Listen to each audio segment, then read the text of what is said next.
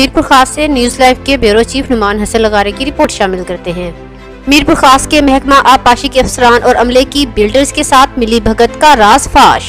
Hyderabad road से मीरवाह bypass के नजदीक तकरीबन आधा किलोमीटर लंबा रकबा बिल्डर्स माफिया को अलाट कर दिया गया। मकामी जिम्मेदारों का कहना है कि महकमा आबपाशी अफसरान ने इलाके में सड़क और पुल तामीर करने के नाम पर बिल्डर्स को NOC दिला दी।